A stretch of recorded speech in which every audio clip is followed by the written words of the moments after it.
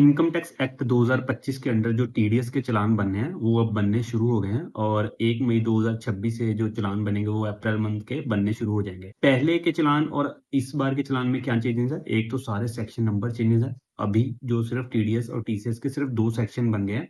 TDS का जो section है वो 393 है और टीसीएस का सेक्शन 394 है। इन दोनों के अंदर ही टेबल्स बन गए हैं और टेबल की एंट्रीज के सीरियल नंबर बन गया और उन सीरियल में सारी टीडीएस की प्रोविजन और टीसीएस की प्रोविजन को एंटर कर दिया गया है। जब आप इस बार टीडीएस का चालान बनाओगे तो इसमें एक नई बहुत ही अच्छी डेवलपमेंट कर दी गई है। जैसे आप पहले टीडीएस के या टीसीएस के चालान बनाते थे तो आप हर एक एंट्री के लिए एक नया चालान बनाते थे। जैसे अगर आपको 194 जे का कोई चालान बनाना है और उसके साथ आपको 194 सी का भी कोई चालान बनाना है तो आपको पहले सेपरेट 2 चालान बनाने पड़ते थे। अब पोर्टल में जो नया इनकम टैक्स एक्ट में जो चालान बनेगा उसमें आप दोनों सेक्शंस के या आपके पास कितने भी सेक्शन हो उन सभी का आप एक ही चालान बना सकते हो। यही नहीं, आप टीडीएस और टीसीएस इन दोनों को मिलाकर भी आप एक ही चालान के थ्रू सारी पेमेंट पे कर सकते हो। पोर्टल पे ये कैसे होता है और कैसे नए इनकम टैक्स एक्ट में हमने चालान फिल करना है, इसको मैं आपको एक वीडियो के थ्रू समझा देता हूँ। की वेबसाइट पे लॉगिन करते हैं तो हमारे पास कुछ ऐसी स्क्रीन आ जाती है। तो इस स्क्रीन में अगर आप ई फाइल के टैब पे क्लिक करते हो तो आपके पास ये ऑप्शंस खुल के आ जाती है। इसी में आपको सेकंड ऑप्शन ई पे टैक्स की दिख जाती है। अगर आप ई पे टैक्स पे क्लिक करते हो तो नेक्स्ट ऑप्शन आपके पास ये आ जाती है। इसमें आपके पास दो चॉइसेस रहती हैं कि आपको इनकम टैक्स एक्ट 2025 में कोई पेमेंट करनी है या फिर income tax act 1961 old act में आपको कोई पेमेंट करनी है। अब क्योंकि अब नया फाइनेंशियल ईयर शुरू हो चुका है तो नए फाइनेंशियल ईयर की जो टीडीएस और टीसीएस की पेमेंट्स होनी है वो सारी इनकम टैक्स एक्ट 2025 में होनी है। तो हम पहले ऑप्शन को चूज़ करके कंटिन्यू के टैब पे आ जाएंगे। तो नेक्स्ट स्क्रीन हमारे पास कुछ ऐसी आ जाती है जहाँ पे न्यू पेमेंट का आपको यहाँ पे right hand side up side में यहाँ पे आइकन मिल जाता है। इसको क्लिक करेंगे तो आपके पास ऐसी स्क्रीन आ जाती है जहाँ पे आपको सबसे पहले टैक्स ईयर चूज करना है।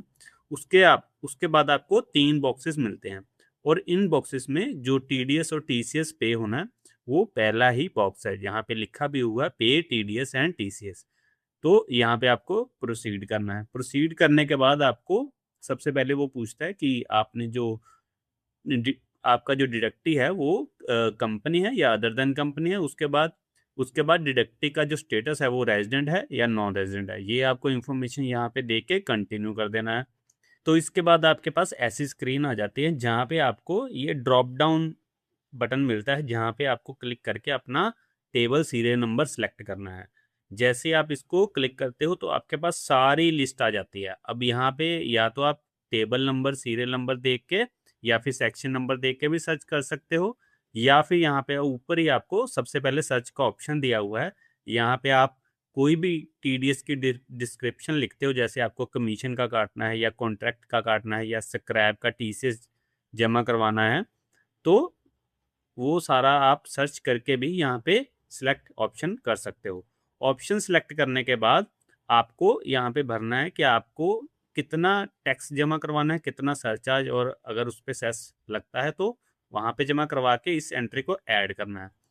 और इसके बाद अगर आप चालान लेट जमा करवा रहे हो, जैसे आपको पता है कि मंथली आपको हर मंथ के एंड होने के बाद 7 डेज के अंदर अंदर आपको ये चालान डिपॉजिट करवाने होते हैं। अगर आप इससे लेट हो जाते हो तो आपको 1 मंथ का इंटरेस्ट जमा करवाना होता है।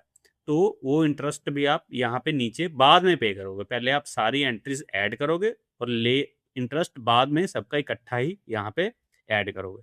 तो जैसे मैं यहाँ पे एंट्री ऐड कर देता हूँ तो मैंने यहाँ पे देखिए 2 एंट्रीज ऐड कर दी हैं। पहले हमारे पास ये ऑप्शन नहीं होती थी, हम एक बार में एक ही चालान पे कर पाते थे, एक ही एंट्री का चालान पे कर पाते थे। अब मैंने यहाँ पे 2 एंट्री ऐड कर लिया। आप यहाँ से 2 या 2 से ज़्यादा भी ऐड कर सकते हो। इसी तरह आप टीडीएस और टीसीएस दोनों की एंट्रीज एक साथ भी सिलेक्ट कर सकते हो। इसके बाद अगर आपको कोई इंटरेस्ट पेनल्टी या लेट फीस जमा करवानी है तो वो भी आप यहाँ पे मेंशन करके कंटिन्यू कर सकते हो। इसके बाद यहाँ पे आपको बताएगा कि आपने कौन सा कौन से हेड में जो सिलेक्ट किया है और कौन से मेजर हेड में आप ये पेमेंट कर रहे हो, आपका डिडक्टिव रेजिडेंट है। और यहाँ पे देखिए number of section coded selected, जैसे मैंने 2 यहाँ पे सेक्शन सिलेक्ट किए हैं तो यहाँ पे 2 नंबर मुझे दिखा रहा है और जो मैंने यहाँ पे वैल्यू फिल की थी वो भी यहाँ पे दिखा रहा है। यहाँ पे अगर इसको नेक्स्ट प्रोसीड करते हैं तो हमारा सेम पहले जैसा ही डैशबोर्ड आ जाता है, जैसे जहाँ पे हमें वेरियस ऑप्शंस मिलती हैं पेमेंट करने की, जैसे कि नेट बैंकिंग, डेबिट कार्ड, फिर पे at the bank counter, RTGS और एनईएफटी, या फिर अगर यूपीआई या क्रेडिट कार्ड के थ्रू पे करना है तो आप इनमें से कोई भी ऑप्शन चूज करके कंटिन्यू कर सकते हो और अपनी पेमेंट क्लियर कर सकते हो। तो आई होप कि टीडीएस चालान के रिलेटेड ये न्यू अपडेट आपको पता चल गई है, और अगर फिर भी आपको कोई क्वेरी है तो आप इसी वीडियो के कमेंट सेक्शन में कमेंट करके हमसे पूछ सकते हैं। इस वीडियो में इतना ही, बने रहिए हमारे साथ। नेक्स्ट वीडियो के लिए धन्यवाद।